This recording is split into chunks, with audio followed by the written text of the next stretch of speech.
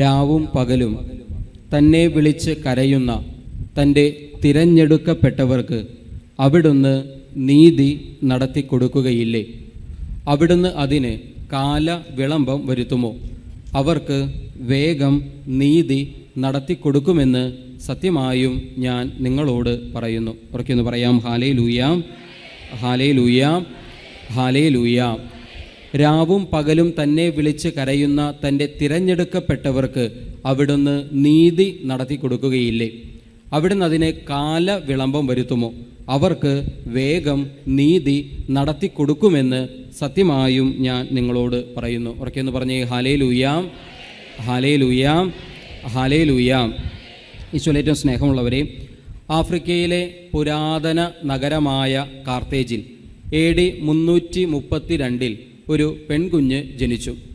മാതാപിതാക്കൾ അവൾക്ക് മോനിക്ക എന്ന് പേര് നൽകി. അതീവ ഭക്തിയിലും പ്രാർത്ഥനാ ചൈതന്യത്തിലും വിശ്വാസ തീക്ഷ്ണതയിലും ആത്മീയ ചൈതന്യത്തിലും ആ കുഞ്ഞ് വളർന്നു വന്നു. 20 വയസ്സുള്ളപ്പോൾ മാതാപിതാക്കൾ അവളെ വിവാഹം കഴിച്ച് പറഞ്ഞയച്ചു. നിർഭാഗ്യവശാൽ അവളുടെ ജീവിതത്തിലേക്ക് കടന്നു വന്ന അവളുടെ ജീവിത പങ്കാളി, ഭർത്താവ്, അവൾ പ്രതീക്ഷിച്ചതുപോലെ ഒരു പുരുഷൻ ഭർത്താവ് ആയിരുന്നില്ല. മദ്യപാനിയും ക്ഷിപ്രകോപിയും എപ്പോഴും ഭാര്യയെ സംശയിക്കുന്ന, ഉപദ്രവിക്കുന്ന, വിശ്വാസരഹിതമായ ജീവിതം നയിച്ച ഒരു ഭർത്താവിനെയാണ് അവൾക്ക് ലഭിച്ചത്.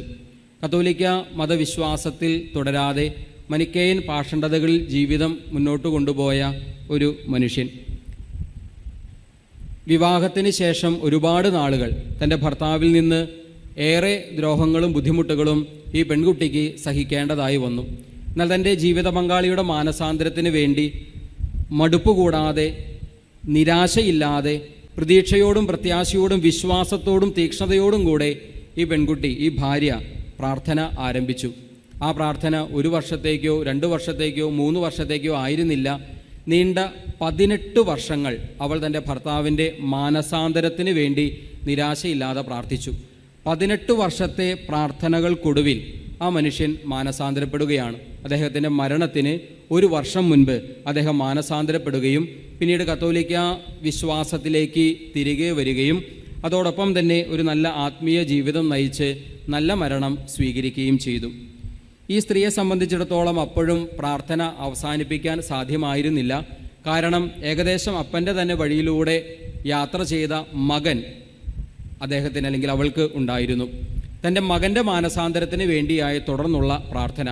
ഇദ്ദേഹവും ആ കാലഘട്ടത്തിൻ്റേതായ എല്ലാ സുഖഭോഗങ്ങളിലും എല്ലാ തരത്തിലുള്ള പാപത്തിൻ്റെ സുഖങ്ങളിലും ആസ്വദിച്ച് രമിച്ച് അങ്ങനെ മുന്നോട്ട് പോയ ഒരു മകൻ, ചെറുപ്പക്കാരൻ.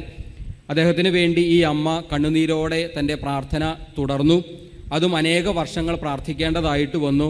അതിനിടയിൽ അവിഹിത ബന്ധത്തിലൂടെ ഒരു കുഞ്ഞ് തൻ്റെ മകന് ജനിച്ചു എന്നറിഞ്ഞു കഴിഞ്ഞപ്പോൾ ആകെ തകർന്നു പോയ, സങ്കടപ്പെട്ടു പോയ ഈ അമ്മ അന്ന് മിലാനിലെ ബിഷപ്പായിരുന്ന അംബ്രോസിനെ ചെന്ന് കണ്ട് തൻ്റെ ദുഃഖവും നൊമ്പരവും ഒക്കെ അറിയിക്കുന്നു.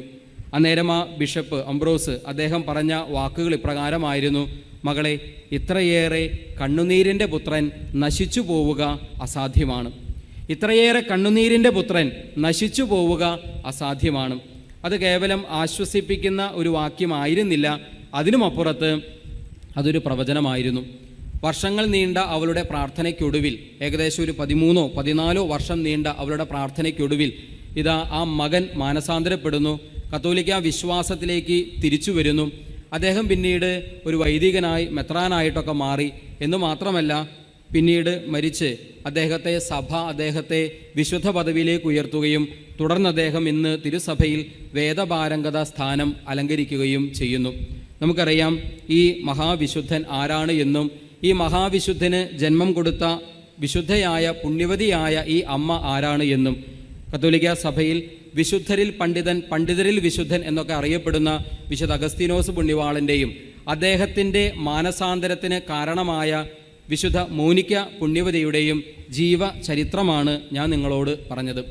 സത്യത്തിൽ നമ്മൾ മോനിക്ക എന്ന വിശുദ്ധയിലേക്ക് നോക്കുമ്പോൾ മോനിക്ക ഒരു ഇതിഹാസമാണ്. സ്ഥിരതയോടെയുള്ള, പ്രത്യാശയോടെയുള്ള, നിരാശ കൂടാതെയുള്ള പ്രാർത്ഥന, തുടർച്ചയായുള്ള പ്രാർത്ഥനയ്ക്ക് ജീവിതം കൊണ്ട് ഇതിഹാസം രചിച്ച വ്യക്തിയാണ് വിശുദ്ധ മോനിക്കയെന്ന് നമുക്ക് മനസ്സിലാക്കാനായിട്ട് സാധിക്കും. തൻ്റെ ഭർത്താവിൻ്റെ മാനസാന്തരത്തിന് വേണ്ടി ഏകദേശം 17-18 വർഷങ്ങൾ, മകൻ്റെ മാനസാന്തരത്തിന് വേണ്ടി തുടർന്ന് 13-14 വർഷങ്ങൾ പ്രാർത്ഥിച്ച് പ്രാർത്ഥനയായി മാറി, പ്രാർത്ഥന കൊണ്ട് ഇതിഹാസം രചിച്ച ഒരു വ്യക്തിയായി ചരിത്രത്തിൽ തങ്കലിപികളിൽ വിശുദ്ധ മോനിക്കായുടെ ജീവിതം രേഖപ്പെടുത്തി വയ്ക്കപ്പെടുകയാണ്. ഈശോയിൽ ഏറ്റവും സ്നേഹമുള്ളവരെയും, നമ്മൾ ഈ ധ്യാനത്തിൽ അല്ലെങ്കിൽ കൺവെൻഷനിൽ പങ്കെടുക്കാൻ ഈ ദിനങ്ങളിൽ ഇവിടേക്ക് കടന്നു വരുമ്പോൾ ഒത്തിരി പ്രതീക്ഷയും പ്രത്യാശയും ഒക്കെ നമുക്കുണ്ട്. എന്നാൽ അനേക വർഷങ്ങളായി പ്രാർത്ഥിച്ചിട്ടും അനേക നാളുകളായി ദൈവത്തിൻ്റെ സന്നിധിയിലേക്ക് നിയോഗങ്ങൾ ഉയർത്തിയിട്ടും പ്രത്യേകിച്ചൊരു ഉത്തരം ലഭിക്കുന്നില്ലല്ലോ എന്ന ചിന്ത നമ്മളിൽ പലരെയും ഒരു പക്ഷേ ഭാരപ്പെടുത്തുന്നുണ്ടാകാം. ഇന്ന് കർത്താവ് വചനത്തിലൂടെ നമുക്ക് നൽകുന്ന സന്ദേശം ഇതാണ്: നിരാശ കൂടാതെ പ്രാർത്ഥിക്കുക, ഭഗ്നാശരാകാതെ പ്രാർത്ഥിക്കുക, പ്രത്യാശയോടെ പ്രാർത്ഥിക്കുക, എപ്പോഴും പ്രാർത്ഥിക്കുക, സദാസമയവും പ്രാർത്ഥിക്കുക. നമ്മൾ വിശുദ്ധ ഗ്രന്ഥത്തിലേക്ക് നോക്കുമ്പോൾ നമ്മൾ കാണുന്ന വലിയൊരു സത്യം ഇതാണ്, യാഥാർത്ഥ്യം ഇതാണ്: എപ്പോഴും ചെയ്യണമെന്ന് ആവശ്യപ്പെടുന്ന ഒരേ ഒരു കാര്യമേ ഉള്ളൂ. സദാസമയവും ചെയ്യണമെന്ന് ആവശ്യപ്പെടുന്ന ഒരേ ഒരു കാര്യമേ ഉള്ളൂ. എപ്പോഴും ചെയ്യണമെന്ന് ആവശ്യപ്പെടുന്ന, സദാസമയവും നിർവഹിക്കണമെന്ന് ആവശ്യപ്പെടുന്ന ആ ഏക കാര്യം, വിശുദ്ധ ഗ്രന്ഥം ആവശ്യപ്പെടുന്ന ആ ഏക കാര്യം എന്താണ്? പ്രാർത്ഥന. എപ്പോഴും പ്രാർത്ഥിക്കണം, സദാസമയം പ്രാർത്ഥിക്കണം, നിരന്തരം പ്രാർത്ഥിക്കണം, ഇടവിടാതെ പ്രാർത്ഥിക്കണം. ഇങ്ങനെ എപ്പോഴും സദാസമയം നിരന്തരം തുടരണമെന്ന് വിശുദ്ധ ഗ്രന്ഥം ആവശ്യപ്പെടുന്ന ഏക കാര്യം പ്രാർത്ഥനയാണ് എന്ന് നമുക്ക് മനസ്സിലാക്കാനായിട്ട് സാധിക്കും. നമ്മളിപ്പോൾ വായിച്ച വചനഭാഗം ലൂക്കായുടെ സുവിശേഷം 18-ാം അധ്യായം 1 മുതലുള്ള വാക്യങ്ങളിൽ അതിലെ ആദ്യ വാക്യം തന്നെ എന്താണ്? ഭഗ്നാശരാകാതെ എപ്പോഴും പ്രാർത്ഥിക്കണമെന്ന് കാണിക്കാൻ അവനൊരു ഉപമ പറഞ്ഞു. എപ്പോഴും പ്രാർത്ഥിക്കണമെന്ന് കാണിക്കാൻ വേണ്ടി ഒരു ഉപമ തന്നെ കർത്താവ് പറഞ്ഞതായി ഈ വചനത്തിൽ നിന്ന് നമുക്ക് മനസ്സിലാക്കാനായിട്ട് സാധിക്കും.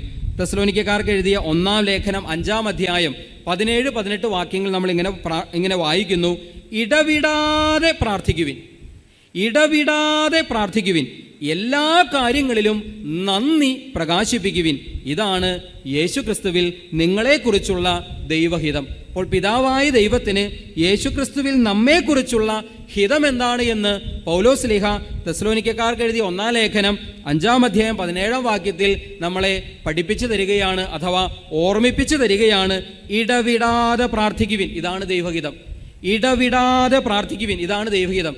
എല്ലാ കാര്യത്തിലും നന്ദി പ്രകാശിപ്പിക്കുവിൻ, ഇതാണ് ദൈവഹിതം.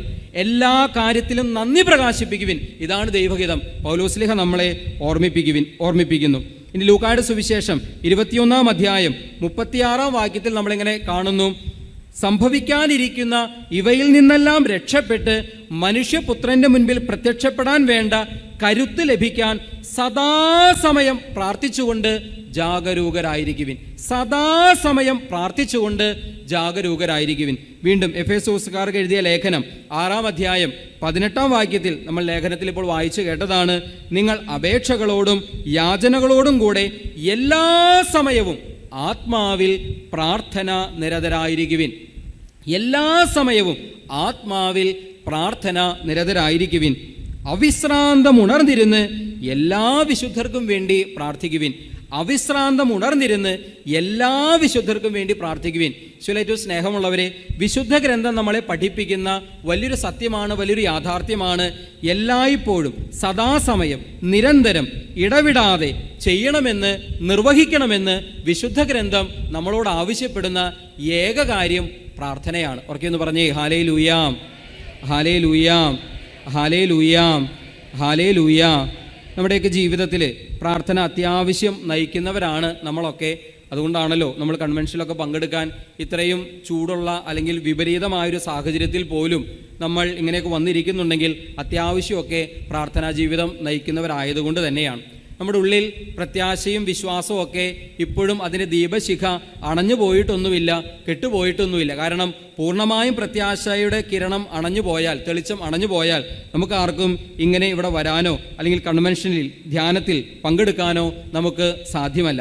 എങ്കിലും പ്രിയപ്പെട്ടവരെ, ഒരു പക്ഷേ തുടർച്ചയായിട്ടൊക്കെ പ്രാർത്ഥിക്കുന്നുണ്ടെങ്കിലും കുറേ അധികം നാളുകളായി ചില കാര്യങ്ങൾ പ്രാർത്ഥിച്ചിട്ട് അതിന് ഉത്തരം ലഭിക്കാതെ വരുമ്പോൾ അല്പാൽപമായി നിരാശ കയറി വരാനുള്ള സാധ്യതയുണ്ട്. അങ്ങനെയാണെങ്കിൽ ഭഗ്നാശരാകാതെ നിരാശ കൂടാതെ പ്രാർത്ഥിക്കണമെന്നും ചോദിച്ചാൽ നിങ്ങൾക്ക് ലഭിക്കുമെന്നും കർത്താവ് വചനത്തിലൂടെ അരുളി ചെയ്യുമ്പോൾ, ചോദിച്ചാൽ നിങ്ങൾക്ക് ലഭിക്കുമെന്ന്, മുട്ടിയാൽ നിങ്ങൾക്ക് തുറക്കപ്പെടുമെന്ന് കർത്താവ് വചനത്തിലൂടെ അരുളി ചെയ്യുമ്പോൾ, എത്ര പ്രാർത്ഥിച്ചിട്ടും എത്ര ചോദിച്ചിട്ടും എന്തുകൊണ്ടാണ് ചില കാര്യങ്ങൾക്ക് ഉത്തരം ലഭിക്കാതിരിക്കുന്നത്?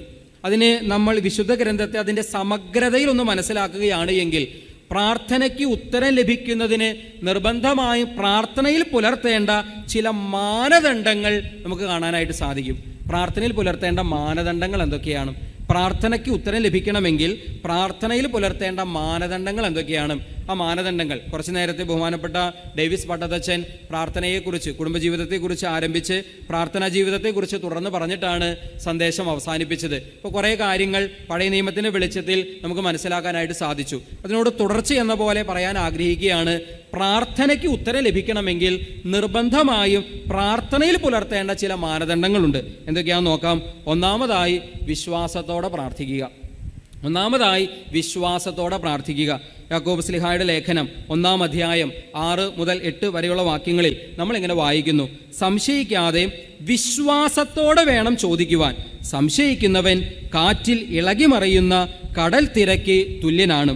സംശയ മനസ്കനും എല്ലാ കാര്യങ്ങളിലും ചഞ്ചല പ്രകൃതിയുമായ ഒരുവന് എന്തെങ്കിലും കർത്താവിൽ നിന്ന് ലഭിക്കുമെന്ന് പ്രതീക്ഷിക്കരുത്. അപ്പോൾ വിശ്വാസത്തോടുകൂടെ ഉള്ള പ്രാർത്ഥനയ്ക്ക് ഉത്തരം ലഭിക്കാൻ, പ്രാർത്ഥന ഫലദായകമാകാൻ ആവശ്യമാണ് എന്ന കാര്യം നമ്മൾ ഒന്നാമത് തിരിച്ചറിയണം. തമ്പുരാനിൽ നമുക്ക് ആഴമായി വിശ്വാസം ഉണ്ടാകണം. ചോദിക്കുന്ന കാര്യം ലഭിക്കുമെന്നുള്ള ഒരു ഉറപ്പ് നമുക്കുണ്ടാകണം. ആ വിശ്വാസമാണ് ഒന്നാമത്തെ വ്യവസ്ഥ.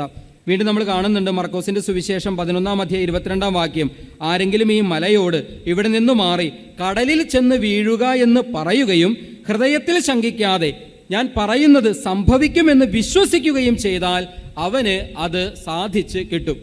ഒരുപക്ഷെ ഈ വചനം നമ്മൾ ഒരുപാട് കേട്ടിട്ടുള്ള വചനമാണ്. പക്ഷെ നമ്മുടെ ജീവിതത്തിൽ ഇന്ന് വരെ നമ്മൾ ഒരു മല മാറിയ സംഭവം, ഒരു അനുഭവം ഒരിടത്തും കണ്ടിട്ടുമില്ല, കേട്ടിട്ടുമില്ല, വായിച്ചിട്ടുമില്ല. എവിടെയെങ്കിലും മല മാറിപ്പോയൊരു സംഭവം, ഇപ്പം അത്യാവശ്യമൊക്കെ വിശ്വാസമുള്ളവരാണല്ലോ നമ്മൾ, പക്ഷെ ഇന്ന് വരെ നമ്മൾ ആരെങ്കിലും മലയെ മാറ്റിയിട്ടുണ്ടോ? അല്ലെങ്കിൽ എവിടെയെങ്കിലും മല മാറുന്ന, കത്തോലിക്ക സഭ 2000 വർഷങ്ങൾ അധികം കഴിഞ്ഞു. ഈ 2000 വർഷങ്ങളായിട്ടും എവിടെയെങ്കിലും വിശ്വാസത്തോടെ മല മാറിപ്പോയൊരു സംഭവത്തെ നമ്മൾ കേൾക്കുകയോ വായിക്കുകയോ ചെയ്തിട്ടുണ്ടോ? ഉണ്ടാകാൻ സാധ്യതയില്ല. അങ്ങനെയാണെങ്കിൽ ഈ വചനം കൊണ്ട് കർത്താവ് എന്താ ഉദ്ദേശിക്കുന്നത്? മല പോലെ നിന്റെ മുൻപിൽ ഉയർന്നു നിൽക്കുന്ന പ്രതിസന്ധികൾ വിശ്വാസം കൊണ്ട് നിനക്ക് അതിജീവിക്കാനായിട്ട് സാധിക്കും. മല പോലെ ഉയർന്നു നിൽക്കുന്ന പ്രതിസന്ധി എന്ന് പറഞ്ഞാൽ ഒരിക്കലും പരിഹരിക്കാൻ പറ്റില്ല എന്ന് നീ വിചാരിക്കുന്ന, ഒരിക്കലും അതിജീവിക്കാൻ പ്രത്യാശയുടെ, പ്രതീക്ഷയുടെ ഒരു ചെറിയ കിരണം പോലും ഇല്ലാത്ത പ്രതിസന്ധികളെ വിശ്വാസം കൊണ്ട് നിനക്ക് അതിജീവിക്കാൻ സാധിക്കുമെന്നാണ് വചനം പറയുന്നത്. അതിന് ചരിത്രത്തിലും വിശുദ്ധ ഗ്രന്ഥത്തിലും അനേകം സാക്ഷ്യങ്ങളുണ്ട്, അത്ഭുതങ്ങളുണ്ട്. ഞാൻ നേരിട്ട് കേട്ടിട്ടുള്ളൊരു സാക്ഷ്യം, ഒരു അത്ഭുതം നിങ്ങളോട് പറയാം. ഒരു മനുഷ്യൻ, അദ്ദേഹത്തിൻ്റെ കുടുംബാംഗങ്ങൾ വന്ന് സാക്ഷ്യപ്പെടുത്തിയത് എങ്ങനെയാണ്? അതായത് അദ്ദേഹം വിദേശ രാജ്യത്ത് എന്തോ ഒരു കേസിൽ പെട്ട്, വാഹനം ഓടിച്ചപ്പോൾ ആരുടെയോ ദേഹത്ത് തട്ടി മരിക്കുകയോ അങ്ങനെ എന്തോ ഉണ്ടായി. അതിൻ്റെ ഫലമായി അദ്ദേഹം ജയിലിൽ അടയ്ക്കപ്പെട്ടു. അദ്ദേഹത്തെ ജയിലിൽ നിന്ന് പുറത്തിറക്കണമെങ്കിൽ, അല്ലെങ്കിൽ ജയിലിൽ നിന്ന് പുറത്തിറങ്ങണമെങ്കിൽ 32 ലക്ഷം രൂപയോ മറ്റോ ആണ് അവിടെ അടയ്ക്കേണ്ടത്, അതിൻ്റെ ഫൈനായിട്ട്. അല്ലെങ്കിൽ ആ കുടുംബത്തിന് ഇന്ത്യൻ റുപ്പി അനുസരിച്ച് നോക്കിയാൽ ഏകദേശം 32 ലക്ഷം രൂപ അവിടെ അടയ്ക്കണം. ആ കുടുംബത്തിന് നഷ്ടപരിഹാരമായിട്ട് കൊടുത്താൽ അവർ മാപ്പ് കൊടുക്കും. അങ്ങനെയാണെങ്കിൽ അദ്ദേഹത്തിന് പുറത്തിറങ്ങാം. ഇദ്ദേഹത്തിന് 32 ലക്ഷം രൂപ പോയിട്ട് 32 രൂപ കയ്യിലില്ലാത്ത അവസ്ഥയാണ്. കാരണം വീടിൻ്റെ ആധാരവും പണയം വെച്ച് ഒരുപാട് സ്ഥലത്തുനിന്ന് കടവും വാങ്ങി അങ്ങനെയാണ് വിദേശത്ത് എത്തി ഒരു ജോലി ആരംഭിച്ചത്. ജോലി ആരംഭിച്ച് ഏതാനും ദിവസങ്ങൾക്കുള്ളിൽ ഇങ്ങനെയൊരു സംഭവം, ഒരു ആക്സിഡൻറ്റ് നടന്നു. അദ്ദേഹം ജയിലിൽ അടയ്ക്കപ്പെട്ടു. ഇനി ഒരിക്കലും തനിക്ക് ആ ജയിലിൽ നിന്ന് പുറത്തു വരാൻ സാധ്യമല്ല എന്നാണ് അദ്ദേഹം വിചാരിച്ചത്, അദ്ദേഹം വിശ്വസിച്ചത്. എങ്കിലും അദ്ദേഹം കണ്ണുനീരോടുകൂടെ ആ ജയിലറയിൽ കിടന്ന് പ്രാർത്ഥിച്ചു. അദ്ദേഹത്തിൻ്റെ വീട്ടുകാരോട് അദ്ദേഹം വിളിച്ച് പറയുന്നുണ്ട് ഉണ്ടായ സംഭവങ്ങളൊക്കെ. അവരും ഒരുപാട് കരഞ്ഞ് നിലവിളിച്ച് നിയോഗം വെച്ച് പ്രാർത്ഥിച്ചു. അദ്ദേഹത്തിൻ്റെ ജീവിതത്തിൽ നടന്ന അത്ഭുതം ഇതാണ്: ഒരു പരിചയവുമില്ലാത്തൊരു മനുഷ്യൻ, അതും അക്രൈസ്തവനായൊരു മനുഷ്യൻ, ക്രിസ്ത്യാനി പോലുമല്ല, ഒരു പരിചയമില്ലാത്തൊരു മനുഷ്യൻ ഒരു ദിവസം വന്ന് 32 ലക്ഷം രൂപ കെട്ടിവെച്ച് അദ്ദേഹത്തെ ആ ജയിലിൽ നിന്ന് പുറത്തിറക്കുകയാണ്. പിന്നീട് തന്നെ പുറത്തിറക്കിയ, അവിടെ ആ സ്ഥലത്ത് ഇങ്ങനെ ജയിലിൽ അടയ്ക്കപ്പെടുന്ന മലയാളികളെ അവിടെ നിന്ന് നിയമത്തിൻ്റെ ആനുകൂല്യങ്ങൾ ഉപയോഗിച്ച് അവിടെ നിന്ന് രക്ഷിക്കാൻ വേണ്ട ഒരു സംഘടന തന്നെയുണ്ട്. അതിൽ പ്രവർത്തിക്കുന്ന, അവരെ സഹായിക്കുന്ന ഒരു മനുഷ്യനാണ് മുന്നോട്ട് വന്നത്. അദ്ദേഹം 32 ലക്ഷം രൂപ കെട്ടിവെച്ച് അദ്ദേഹത്തെ ജയിലിൽ നിന്ന് പുറത്തിറക്കുകയാണ്. പ്രിയപ്പെട്ടവരെ, ഇദ്ദേഹം പിന്നീട് ജയിലിൽ നിന്ന് ഇറങ്ങിയതിന് ശേഷം തന്നെ രക്ഷിച്ച ആ മനുഷ്യനെ കാണാനും അദ്ദേഹത്തെ ഒന്ന് കോൺടാക്ട് ചെയ്യാനും ശ്രമിച്ചു. പക്ഷെ അദ്ദേഹം ആരാണെന്ന് അദ്ദേഹത്തിന് മനസ്സിലാക്കാനായിട്ട് സാധിച്ചില്ല. എത്ര അന്വേഷിച്ചിട്ടും തൻ്റെ മുഖം പോലും തൻ്റെ പേര് പോലും വെളിപ്പെടുത്താതെ ഏതോ ഒരു മനുഷ്യൻ, അജ്ഞാതനായ മനുഷ്യൻ അദ്ദേഹത്തിന് വേണ്ടി 32 ലക്ഷം രൂപ കെട്ടിവെക്കുകയാണ്. അദ്ദേഹത്തിൻ്റെ കുടുംബം വന്ന്, അദ്ദേഹത്തിൻ്റെ നാട്ടിലെത്തുന്നതിന് മുമ്പ് തന്നെ അദ്ദേഹത്തിൻ്റെ കുടുംബം വന്ന് അൽത്താരയിൽ വന്ന് പറഞ്ഞ ഒരു സാക്ഷ്യമാണിത്. ഈശോയിൽ ഏറ്റവും സ്നേഹമുള്ള ഈ സാക്ഷി ഞാൻ നേരിട്ട് കേട്ടിട്ടുള്ള സാക്ഷിയാണ്. ഒന്ന് ആലോചിച്ച് നോക്കിയേ, മല പോലെ ഉയർന്നു നിന്ന വലിയൊരു പ്രതിസന്ധി ഒരിക്കലും പരിഹരിക്കപ്പെടില്ല, ഒരിക്കലും നടക്കില്ല, ഒരിക്കലും നിറവേറില്ല എന്ന് കരുതിയ ഒരു വലിയ പ്രതിസന്ധി അദ്ദേഹത്തിൻ്റെ ജീവിതത്തിൽ ഇതാ ആ ആഴമായ വിശ്വാസത്തിലൂടെ പ്രത്യാശയോടെ പ്രാർത്ഥിച്ച് ആ മനുഷ്യൻ ആ പ്രതിസന്ധിയെ, ആ കുടുംബം ആ പ്രതിസന്ധിയെ അതിജീവിക്കുന്നതായി നമുക്ക് കാണാനായിട്ട് സാധിക്കും. ഒന്നാമത്തെ വ്യവസ്ഥ ഇതാണ്: വിശ്വാസത്തോടെ പ്രാർത്ഥിക്കുക, പ്രാർത്ഥനയ്ക്ക് ഉത്തരം ലഭിക്കാൻ. ഹെബ്രായ ലേഖനം 11:6 നമ്മൾ വായിക്കുന്നു, വിശ്വാസമില്ലാതെ ദൈവത്തെ പ്രസാദിപ്പിക്കുക സാധ്യമല്ല. അങ്ങനെയാണെങ്കിൽ ഇനി രണ്ടാമത്തെ വ്യവസ്ഥ, പ്രാർത്ഥനകൾക്ക് ഉത്തരം ലഭിക്കണമെങ്കിൽ രണ്ടാമത്തെ വ്യവസ്ഥ എന്ന് പറയുന്നത് തുടർച്ചയായി പ്രാർത്ഥിക്കണം. ചോദിക്കുവിൻ നിങ്ങൾക്ക് ലഭിക്കുമെന്ന് പറഞ്ഞാൽ എത്ര പ്രാവശ്യം ചോദിക്കണമെന്നാണ് അതിൻ്റെ അർത്ഥം. ചോദിക്കുവിൻ നിങ്ങൾക്ക് ലഭിക്കുമെന്ന് പറഞ്ഞാൽ അതിൻ്റെ അർത്ഥം എന്താണ്? കിട്ടുന്നത് വരെ ചോദിക്കണമെന്നാണ്. കിട്ടുന്നത് വരെ, ലഭിക്കുന്നത് വരെ നമ്മൾ ചോദിച്ചുകൊണ്ടേയിരിക്കണം. കിട്ടുന്നത് വരെ നമ്മൾ ചോദിച്ചുകൊണ്ടേയിരിക്കണം. നമ്മളിപ്പോൾ വായിച്ച വചനഭാഗമാണ് ലൂക്കായുടെ സുവിശേഷം 18-ാം അധ്യായം. ആ 18-ാം അധ്യായം അതിൻ്റെ ആദ്യ ഭാഗം മുഴുവനായും നിരന്തരം പ്രാർത്ഥിക്കേണ്ടതിൻ്റെ, പ്രത്യാശയോടെ പ്രാർത്ഥിക്കേണ്ടതിൻ്റെ, തുടർച്ചയായി പ്രാർത്ഥിക്കേണ്ടതിൻ്റെ ആവശ്യകതയാണ് നമുക്ക് മനസ്സിലാക്കാനായിട്ട് സാധിക്കുക. ഇനി മൂന്നാമതായി, പ്രാർത്ഥനയ്ക്ക് ഉത്തരം ലഭിക്കണമെങ്കിൽ മൂന്നാമത്തെ വ്യവസ്ഥയായി നമുക്ക് മനസ്സിലാക്കാൻ സാധിക്കുക, ആകുലതയില്ലാതെ പ്രാർത്ഥിക്കണം. നമ്മളിൽ പലരും പ്രാർത്ഥിക്കുമ്പോൾ തുടർച്ചയായി പ്രാർത്ഥിക്കുന്നുണ്ടാകാം, അല്ലെങ്കിൽ തമ്പുരാനിൽ വിശ്വാസമൊക്കെ ഉണ്ടാകാം, പക്ഷേ ആകുലപ്പെട്ട മനസ്സോടെ ആയിരിക്കാം നമ്മളിൽ പലരും പ്രാർത്ഥിക്കുന്നത്. ഈ ആകുലതയോടെ പ്രാർത്ഥിച്ചാൽ എന്താ കുഴപ്പം? ആകുലത വിശ്വാസക്കുറവിൻ്റെ ഒരു തെളിവാണ്, അടയാളമാണ്. ആകുലത വിശ്വാസമില്ലായ്മയുടെയും ആശ്രയമില്ലായ്മയുടെയും ഒരു തെളിവാണ്, അടയാളമാണ്. അതുകൊണ്ടാണ് ആകുലതയോടെ പ്രാർത്ഥിച്ചാൽ നമുക്ക് പ്രാർത്ഥനയ്ക്ക് പലപ്പോഴും ഉത്തരം ലഭിക്കാതെ പോകുന്നത്. ഫിലിപ്പിയർക്ക് എഴുതിയ ലേഖനം 4-ാം അധ്യായം 6-ാം വാക്യം, ഒന്നിനെക്കുറിച്ചും ആകുലരാകേണ്ട, ഒന്നിനെക്കുറിച്ചും ആകുലരാകേണ്ട, പ്രാർത്ഥനയിലൂടെയും അപേക്ഷയിലൂടെയും കൃതജ്ഞതാസ്തോത്രത്തോടെ നിങ്ങളുടെ യാചനകൾ ദൈവസന്നിധിയിൽ അർപ്പിക്കുവിൻ. ഇതാണ് വചനം നമ്മളോട് ആവശ്യപ്പെടുന്നത്, ആകുലതയില്ലാതെ പ്രാർത്ഥിക്കുക. വീണ്ടും മത്തായി 6:25, എന്ത് ഭക്ഷിക്കുമെന്ന്, എന്ത് പാനം ചെയ്യുമെന്ന് ജീവനെക്കുറിച്ചോ എന്ത് ധരിക്കുമെന്ന് ശരീരത്തെക്കുറിച്ചോ നിങ്ങൾ ഉത്കണ്ഠാകുലരാകേണ്ട. അതുകൊണ്ട് പ്രിയപ്പെട്ടവരെ, നമ്മുടെ പ്രാർത്ഥനാ ജീവിതത്തിൽ ആകുലതകളുണ്ടോ, ഉത്കണ്ഠകളുണ്ടോ? ആകുലതകളും ഉത്കണ്ഠകളുമായാണോ ഞാൻ പ്രാർത്ഥിക്കുന്നത് എന്ന് ഒന്ന് വിലയിരുത്തി നോക്കുക. പൂർണ്ണമായും ദൈവത്തിൽ വിശ്വസിക്കാനും പൂർണ്ണമായും ദൈവത്തിൽ ആശ്രയിക്കാനും അങ്ങനെ ആകുലതയില്ലാതെ പ്രാർത്ഥിക്കാനും ഇടതടവില്ലാതെ പ്രാർത്ഥിച്ച് പ്രാർത്ഥനകൾക്ക് ഉത്തരം നേടിയെടുക്കാനും നമ്മൾ ശ്രമിക്കണം. നാലാമതായി നമ്മുടെ പ്രാർത്ഥനയിൽ ഉണ്ടായിരിക്കേണ്ട നാലാമത്തെ വ്യവസ്ഥ എന്ന് പറയുന്നത് കപടതയില്ലാതെ പ്രാർത്ഥിക്കണം. പലപ്പോഴും പ്രാർത്ഥനയുടെ വലിയൊരു പ്രതിസന്ധി, പ്രാർത്ഥനയിൽ വരാൻ സാധ്യതയുള്ളൊരു വലിയൊരു പ്രശ്നം ഇതാണ് കാപഢ്യം. കാപഢ്യത്തോടെയുള്ള പ്രാർത്ഥനയ്ക്ക് ഉത്തരം ലഭിക്കുക ബുദ്ധിമുട്ടാണ്, അഥവാ അസാധ്യമാണ്. മത്തായിയുടെ സുവിശേഷം 6-ാം അധ്യായം 5-ാം വാക്യം, നിങ്ങൾ പ്രാർത്ഥിക്കുമ്പോൾ കപട നാട്യക്കാരെ പോലെ ആകരുത്. അവർ മറ്റുള്ളവരെ കാണിക്കാൻ വേണ്ടി സിനഗോഗുകളിലും തെരുവീഥികളുടെ കോണുകളിലും നിന്ന് പ്രാർത്ഥിക്കാനാണ് ഇഷ്ടപ്പെടുന്നത്. സത്യമായും അവർക്ക് പ്രതിഫലം ലഭിച്ചു കഴിഞ്ഞു. അതായത് മറ്റുള്ളവരെ കാണിക്കാൻ വേണ്ടിയാണ് നമ്മൾ പ്രാർത്ഥിക്കുന്നതെങ്കിൽ ദൈവസന്നിധിയിൽ നിന്ന് ഉത്തരം ലഭിക്കില്ല. മറ്റുള്ളവർ കാണാൻ വേണ്ടിയാണ് നമ്മൾ പ്രാർത്ഥിക്കുന്നതെങ്കിൽ ദൈവസന്നിധിയിൽ നിന്ന് ഉത്തരം ലഭിക്കില്ല എന്ന് വചനം നമ്മളെ ഓർമ്മിപ്പിക്കുന്നു. അഞ്ചാമതായി, പ്രാർത്ഥനയ്ക്ക് ഉത്തരം ലഭിക്കാതെ പോകുന്നതിൻ്റെ, അല്ലെങ്കിൽ പ്രാർത്ഥനയ്ക്ക് ഉത്തരം ലഭിക്കണമെങ്കിൽ അഞ്ചാമതായി വേണ്ട വ്യവസ്ഥയായിട്ട് പറയുക, വിനയത്തോടെ പ്രാർത്ഥിക്കുക. വിനയത്തോടെ പ്രാർത്ഥിക്കുക. പ്രഭാഷകൻ 35:17, വിനീതൻ്റെ പ്രാർത്ഥന മേഘങ്ങളെ തുളച്ചു കയറുന്നു. വിനീതൻ്റെ പ്രാർത്ഥന മേഘങ്ങളെ തുളച്ചു കയറുന്നു. നമ്മൾ ലൂക്കായുടെ സുവിശേഷം 18-ാം അധ്യായത്തിൽ തന്നെ കാണുന്ന രണ്ട് കഥാപാത്രങ്ങളാണ് ഫരിസേയനും ചുങ്കക്കാരനും. പ്രാർത്ഥനയെക്കുറിച്ച് പഠിപ്പിക്കുന്ന ഒരു അധ്യായമാണ്. അപ്പോൾ അവിടെ നമ്മൾ കാണുന്നുണ്ട്, ഫരിസേയൻ്റെ പ്രാർത്ഥന ദൈവസന്നിധിയിൽ സ്വീകാര്യമായില്ല. എന്തായിരുന്നു പ്രശ്നം? ചുങ്കക്കാരൻ്റെ പ്രാർത്ഥന ദൈവസന്നിധിയിൽ സ്വീകാര്യമായി. എന്തായിരുന്നു കാരണം? ഈ ഫരിസേയൻ എന്തെങ്കിലും മാരകപാപങ്ങൾ ചെയ്തതുകൊണ്ടാണോ ഫരിസേയൻ്റെ പ്രാർത്ഥന ദൈവസന്നിധിയിൽ സ്വീകാര്യമാകാതിരുന്നത്? ഫരിസേയൻ പറയുന്ന വാക്കുകൾ നമുക്കൊന്ന് ശ്രദ്ധിക്കാം. ഞാൻ ആഴ്ചയിൽ 2 ദിവസം ഉപവസിക്കുന്നുണ്ട്. അത് സത്യമാണോ നുണയാണോ? സത്യമായിരുന്നു, നുണയായിരുന്നു? ഫരിസേയൻ ദൈവസന്നിധിയിൽ കള്ളം പറഞ്ഞതാണോ? അല്ല, അയാൾ 2 ദിവസം, ആഴ്ചയിൽ 2 ദിവസം ഉപവസിക്കാറുണ്ട്. ഞാൻ എല്ലാ കാര്യങ്ങളുടെയും ദശാംശം കൊടുക്കാറുണ്ട്. സത്യമായിരുന്നോ നുണയായിരുന്നോ? സത്യമായിരുന്നു, അതിൽ നുണയൊന്നുമില്ല. അദ്ദേഹം അന്യായം ചെയ്യുന്ന, അനീതി പ്രവർത്തിക്കുന്ന കള്ളന്മാർ, കൊള്ളക്കാർ, വ്യഭിചാരികൾ ഇങ്ങനെയുള്ള ആരുമായിട്ട് കൂട്ടുചേർന്നിട്ടില്ല. ഇതൊക്കെ അദ്ദേഹം പറയുന്നുണ്ട്, കർത്താവിനോട് പറയുന്നുണ്ട്. അത് സത്യമായിരുന്നോ കള്ളമായിരുന്നോ? സത്യമായിരുന്നു. അങ്ങനെ നോക്കിയാൽ നമ്മളെക്കാളും ഭേദമാണ് ആര്? ഈ ഫരിസയൻ. നിങ്ങളിൽ എത്ര പേര് ആഴ്ചയിൽ 2 ദിവസം ഉപവസിക്കാറുണ്ട്? ആഴ്ചയിൽ 1 ദിവസം തന്നെ ഉപവസിക്കാൻ വലിയ പാടാണ്. അപ്പോഴാണ് ആഴ്ചയിൽ 2 ദിവസം ഉപവസിക്കുക. നമ്മൾ ആരെങ്കിലും ചെയ്യാറുണ്ടോ? പക്ഷേ ഇയാൾ ചെയ്യാറുണ്ട്. അപ്പോൾ നമ്മളെക്കാളും ഭേദമല്ലേ? ഇദ്ദേഹം എല്ലാ കാര്യങ്ങൾക്കും ദശാംശം കൊടുക്കാറുണ്ട്. നമ്മൾ ആരെങ്കിലും ചെയ്യാറുണ്ടോ? നമ്മുടെ സമയം, ആരോഗ്യം, സമ്പത്ത്, സകലതിൻ്റെയും ദശാംശം നമ്മൾ ആരെങ്കിലും ചെയ്യാറുണ്ടോ? ഇദ്ദേഹത്തെ സംബന്ധിച്ചിടത്തോളം ഇദ്ദേഹത്തിൻ്റെ കൈവശമുള്ള സകലതിൻ്റെയും ദശാംശം അദ്ദേഹം കൊടുക്കാറുണ്ട്. അപ്പോൾ നമ്മളെക്കാളും ഭേദമല്ലേ അദ്ദേഹം പ്രത്യേകിച്ച് പാപങ്ങളൊന്നും ചെയ്തതായി നമ്മൾ ബൈബിളിൽ വായിക്കുന്നില്ല, സുവിശേഷത്തിൽ പറയുന്നില്ല. എങ്ങനെ നോക്കിയാലും നമ്മളെക്കാൾ വളരെ ഭേദപ്പെട്ട മനുഷ്യനായിരുന്നു ആര്? ഫരിസയൻ. എന്നിട്ട് പോലും അദ്ദേഹത്തിൻ്റെ പ്രാർത്ഥന സ്വീകാര്യമായില്ല. എന്താ കാരണം? അദ്ദേഹം അടുത്ത് നിന്ന ചുങ്കക്കാരനുമായിട്ടാണ് തന്നെ താരതമ്യം ചെയ്തത്. ആ താരതമ്യത്തിലൂടെ അറിയാതെ ഒരു അഹംഭാവം ഇതാ അദ്ദേഹത്തിൽ കയറി വരാണ്. അതാണ് സംഭവിച്ചത്. വിനയമില്ലാതെ പ്രാർത്ഥിച്ചപ്പോൾ ആ പ്രാർത്ഥന ദൈവസന്നിധിയിൽ എത്തിയില്ല.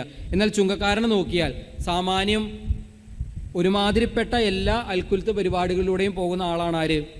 ഈ ചുങ്കക്കാരൻ. എന്നിട്ടും അദ്ദേഹം കർത്താവിൻ്റെ സന്നിധിയിൽ നീതീകരിക്കപ്പെട്ടു. ഒറ്റ കാരണം, അദ്ദേഹത്തെ പറ്റി വചനം പറയുന്നത് ഇതാണ്: അദ്ദേഹം മാറത്തടിച്ച് നിലവിളിച്ച്, അദ്ദേഹത്തിന് എളിമയുണ്ടായിരുന്നു, വിനയം ഉണ്ടായിരുന്നു. അതുകൊണ്ട് തന്നെ അദ്ദേഹത്തിൻ്റെ പ്രാർത്ഥന ദൈവസന്നിധിയിൽ സ്വീകരിക്കപ്പെടുകയും ചെയ്തു. അപ്പോൾ പ്രാർത്ഥന സ്വീകാര്യമാകാൻ 5ാമത്തെ വ്യവസ്ഥ വിനയത്തോടെ പ്രാർത്ഥിക്കുക എന്നുള്ളതാണ്.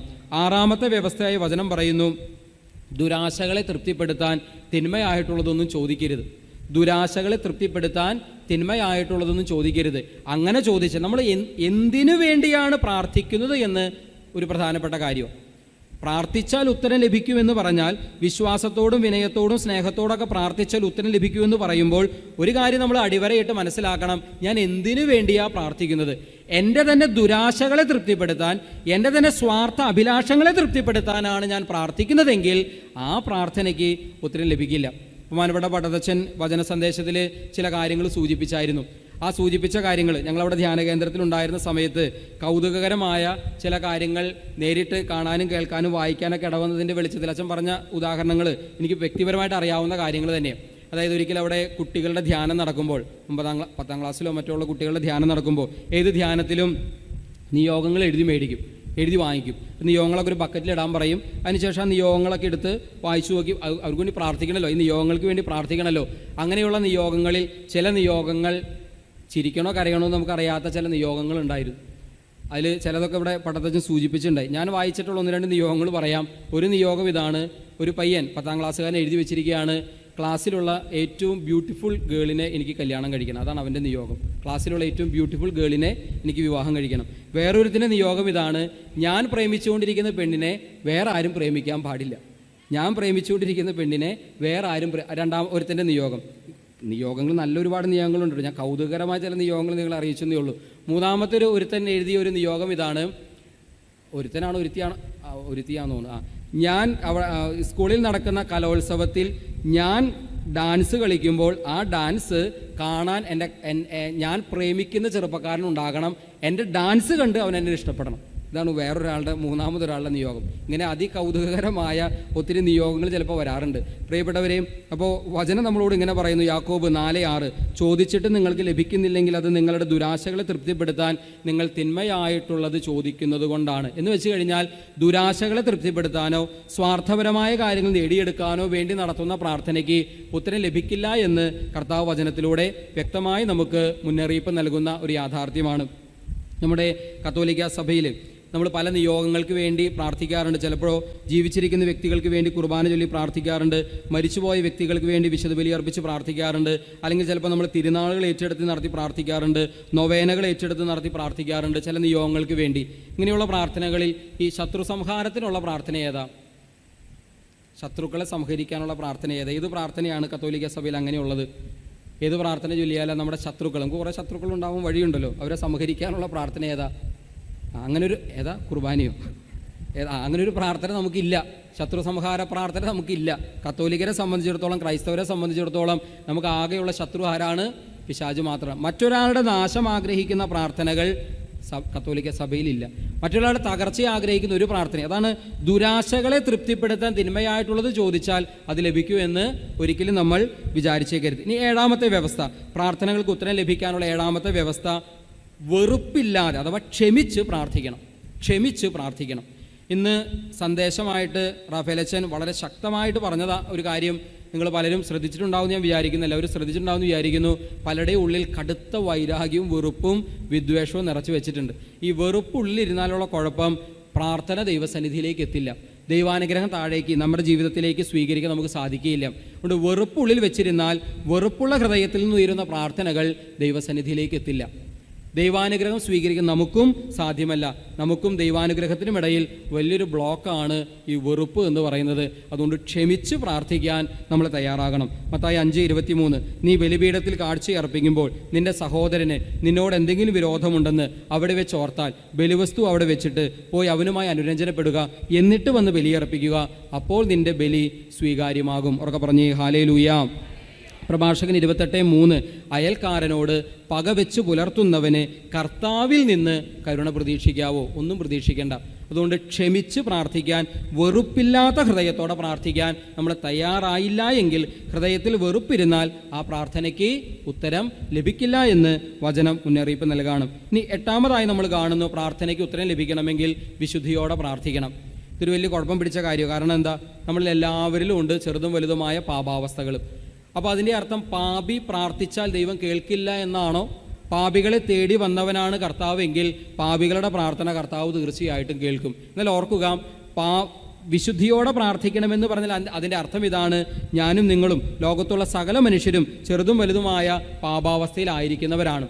എങ്കിലും അനുതപിക്കുന്ന, പശ്ചാത്തപിക്കുന്ന ഒരു ഹൃദയത്തോടെ ദൈവസന്നിധിയിൽ പ്രാർത്ഥനകൾ ഉയർത്താൻ നമ്മൾ തയ്യാറായാൽ ആ പ്രാർത്ഥനയ്ക്ക് ഉത്തരവുണ്ട്. നേരെ മറിച്ച് അനുതാപമില്ലാതെ, പശ്ചാത്താപമില്ലാതെ, മാനസാന്തരപ്പെടാതെ ചെയ്തുകൊണ്ടിരിക്കുന്ന പാപത്തെക്കുറിച്ച് യാതൊരു തരത്തിലും ഹൃദയത്തിലും ആത്മാവിലും വേദനയില്ലാതെ നമ്മൾ നമ്മുടെ ആവശ്യങ്ങൾ നിറവേറാൻ വേണ്ടി മാത്രമായിട്ട് പ്രാർത്ഥിച്ചാൽ ആ പ്രാർത്ഥനയ്ക്ക് ഉത്തരം ലഭിക്കില്ല എന്ന സത്യം വചനം നമ്മളെ ഓർമ്മിപ്പിക്കുന്നു. ഏശയ്യ 59:2, നിന്റെ അകൃത്യങ്ങൾ നിന്നെയും ദൈവത്തെയും തമ്മിൽ അകറ്റിയിരിക്കുന്നു, നിന്റെ പാപങ്ങൾ അവിടുത്തെ മുഖം നിന്നിൽ നിന്നും മറച്ചിരിക്കുന്നു, അതിനാൽ അവിടുന്ന് നിന്റെ പ്രാർത്ഥന കേൾക്കുന്നില്ല. ഏശയ്യ 58 1-14 വരെയുള്ള വാക്യങ്ങളിലും നമുക്ക് ഇതേ ആശയം മനസ്സിലാക്കാനായിട്ട് സാധിക്കും. അതുകൊണ്ട് പ്രിയപ്പെട്ടവരെ, നമ്മളിൽ കുറവുകളും പോരായ്മകളും ഉണ്ടെങ്കിലും ആത്മാർത്ഥമായിട്ട് അനുദപിക്കാനും ആത്മാർത്ഥമായിട്ട് പശ്ചാത്തപിക്കാനും അങ്ങനെ നമ്മുടെ പാപാവസ്ഥകൾ മുഴുവൻ ദൈവസന്നിധിയിൽ ഇറക്കി വെച്ച് എന്നിട്ട് നമ്മൾ പ്രാർത്ഥന ഉയർത്തുമ്പോൾ നമുക്കും ദൈവാനുഗ്രഹത്തിനും ഇടയിലുള്ള പാപം എന്ന തടസ്സം നീങ്ങിപ്പോവുകയും ദൈവാനുഗ്രഹം സ്വീകരിക്കാൻ നമുക്ക് സാധിക്കുകയും ചെയ്യും. ഉറക്കെന്ന് പറഞ്ഞേ hallelujah, hallelujah, hallelujah, hallelujah, hallelujah, hallelujah, hallelujah. ഏറ്റവും സ്നേഹമുള്ളവരെ, നമ്മൾ ഒന്നാമതായിട്ട് ഇവിടെ പറഞ്ഞത് നിരന്തരം പ്രാർത്ഥിക്കണം, എപ്പോഴും പ്രാർത്ഥിക്കണം എന്നുള്ള കാര്യമാണ്. പിന്നീട് നമ്മൾ രണ്ടാമതായി പറഞ്ഞത് നമ്മുടെ പ്രാർത്ഥനകൾക്ക് ഉത്തരം ലഭിക്കണമെങ്കിൽ പ്രാർത്ഥനയിൽ ഉണ്ടായിരിക്കേണ്ട ചില കാര്യങ്ങൾ, ചില വ്യവസ്ഥകൾ, ചില മാനദണ്ഡങ്ങൾ നമ്മൾ പറഞ്ഞു. ഒന്നാമത്തേത് വിശ്വാസത്തോടെ പ്രാർത്ഥിക്കണം, രണ്ടാമത്തേത് തുടർച്ചയായി പ്രാർത്ഥിക്കണം, മൂന്നാമതായി ആകുലതയില്ലാതെ പ്രാർത്ഥിക്കണം, നാലാമതായി കാപഢ്യമില്ലാതെ പ്രാർത്ഥിക്കണം, അഞ്ചാമതായി വിനയത്തോടെ പ്രാർത്ഥിക്കണം, ആറാമതായി ദുരാശകളെ തൃപ്തിപ്പെടുത്താൻ വേണ്ടി ഒന്നും ചോദിക്കരുത്, ഏഴാമതായി ക്ഷമിച്ച് പ്രാർത്ഥിക്കണം, എട്ടാമതായി വിശുദ്ധിയോടെ നമ്മൾ ദൈവസന്നിധിയിൽ പ്രാർത്ഥനകൾ ഉയർത്തണം. ഇത് പ്രാർത്ഥനയ്ക്ക് ഉത്തരം ലഭിക്കണമെങ്കിൽ നിർബന്ധമായും പ്രാർത്ഥനയിൽ പുലർത്തേണ്ട വ്യവസ്ഥകളായി വചനം നമ്മളെ ഓർമ്മിപ്പിക്കുകയും പഠിപ്പിച്ചു തരികയും ചെയ്യുന്ന പ്രധാനപ്പെട്ട ചില കാര്യങ്ങളാണ്, പ്രധാനപ്പെട്ട ചില വ്യവസ്ഥകളാണ്. നമ്മളൊക്കെ അത്യാവശ്യം പ്രാർത്ഥിക്കുന്നവരാണ്, അല്ലെങ്കിൽ ജീവിതത്തിൽ ഓരോ ദിവസവും കുറേ മണിക്കൂറുകൾ പ്രാർത്ഥനയ്ക്ക് വേണ്ടി മാറ്റിവെക്കുന്നവരാകാം. എന്നാൽ എത്രത്തോളം പ്രാർത്ഥിക്കണമെന്നാണ് വചനം നമ്മളോട് ആവശ്യപ്പെടുന്നത്? ഇതുവരെ നമ്മൾ പറഞ്ഞത് ആവശ്യങ്ങൾ, നമ്മുടെ ദൈവസന്നിധിയിൽ നമ്മൾ സമർപ്പിക്കുന്ന ആവശ്യങ്ങൾ, ആ ആവശ്യങ്ങൾക്ക് ഉത്തരം ലഭിക്കണമെങ്കിലുള്ള വ്യവസ്ഥകളെക്കുറിച്ചാണ്. എന്നാൽ യഥാർത്ഥത്തിൽ പ്രാർത്ഥന എന്ന് പറയുന്നത് ആവശ്യങ്ങൾ നേടിയെടുക്കൽ മാത്രമാണോ? അല്ല, കർത്താവുമായുള്ള ബന്ധമാണ് പ്രാർത്ഥനയിലൂടെ ഉദ്ദേശിക്കുന്നത്.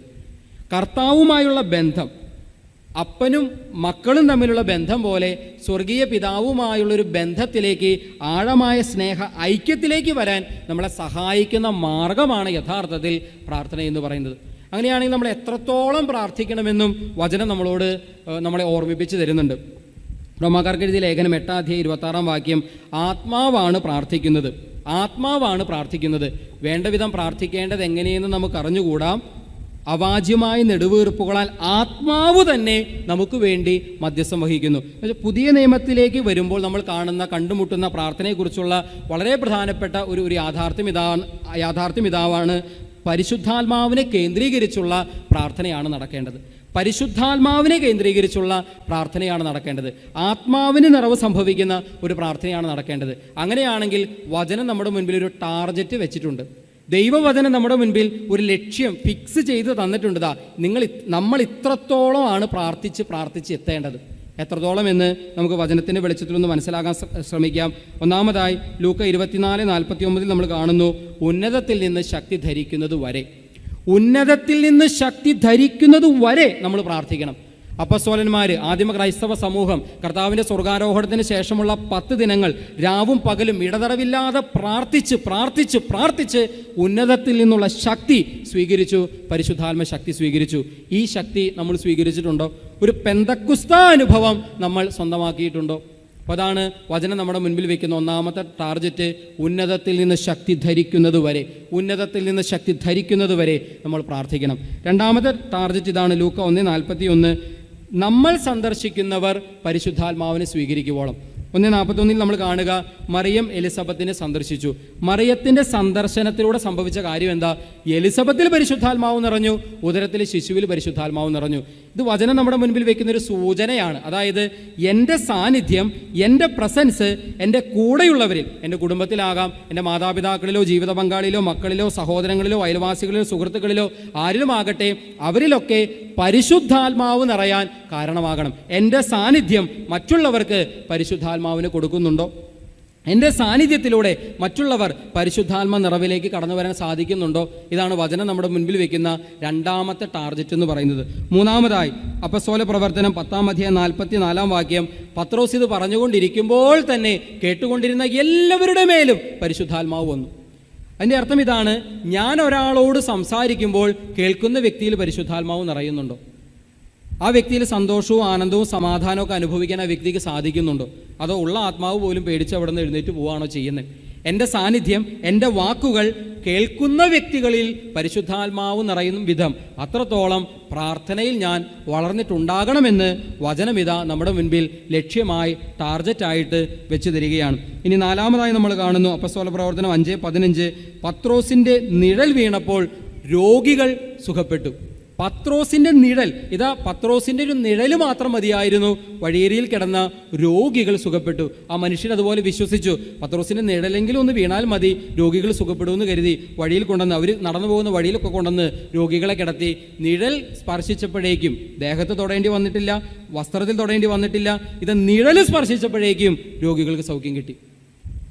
അത്രയും പരിശുദ്ധാത്മാവും നിറഞ്ഞവരായിരുന്നു ഈ പത്രോസും അപ്പസ്തോലന്മാരും ഒക്കെ എന്ന് നമുക്ക് പെന്തക്കുസ്തായ്ക്ക് ശേഷം നമുക്ക് മനസ്സിലാക്കാനായിട്ട് സാധിക്കുകയാണ്. അങ്ങനെയാണെങ്കിൽ നമ്മളും എത്തിച്ചേരേണ്ട ഒരു ടാർഗറ്റാണിത്. ഈ സൗഖ്യം ലഭിക്കുക എന്ന് പറഞ്ഞാൽ പല തലങ്ങളിൽ സൗഖ്യം സംഭവിക്കേണ്ടതുണ്ട്.